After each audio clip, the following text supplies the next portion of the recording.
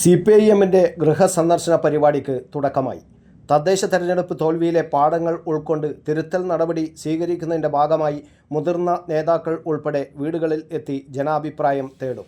പാർട്ടിയുടെ നയങ്ങളും ഭരണ നേട്ടങ്ങളും വിശദീകരിക്കുന്നതിനോടൊപ്പം ജനങ്ങൾക്കുള്ള പരാതികളും നിർദ്ദേശങ്ങളും കേൾക്കുക എന്ന ലക്ഷ്യത്തോടെയാണ് പരിപാടി സംഘടിപ്പിക്കുന്നത്.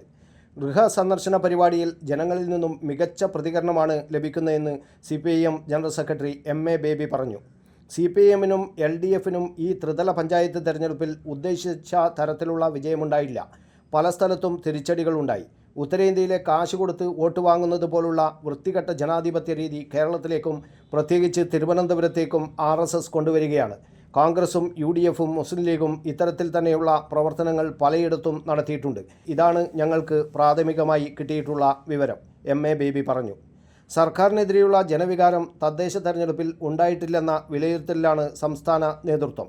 എന്നാൽ യഥാർത്ഥ കാരണങ്ങൾ കണ്ടെത്തേണ്ടതുമുണ്ട്. അതിനായി ജനങ്ങളിലേക്ക് നേരിട്ടിറങ്ങി അവരെ കണ്ട് അഭിപ്രായം തേടാനാണ് മുകളിൽ നിന്ന് നിർദ്ദേശിച്ചിരിക്കുന്നത്. 22 വരെയാണ് ഗൃഹ സന്ദർശന പരിപാടികൾ നടക്കുക.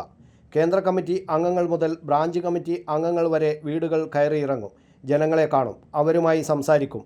CPIM വോട്ടുകൾ വ്യാപകമായി മാറ്റി ചെയ്യപ്പെട്ടുവെന്ന വിലയിരുത്തലിൻ്റെ അടിസ്ഥാനത്തിലാണ് നടപടി. News bureau, Kannur media.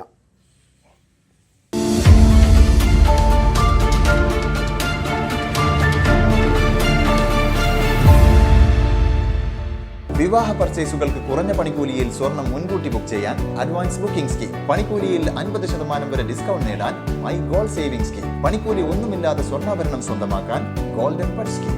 എന്നും വിശ്വസ്തയോടെ സ്വർണം സ്വന്തമാക്കാൻ ആരാധന ജ്വല്ലറി, കുവൈറ്റ് ആൻഡ് കണ്ണൂർ.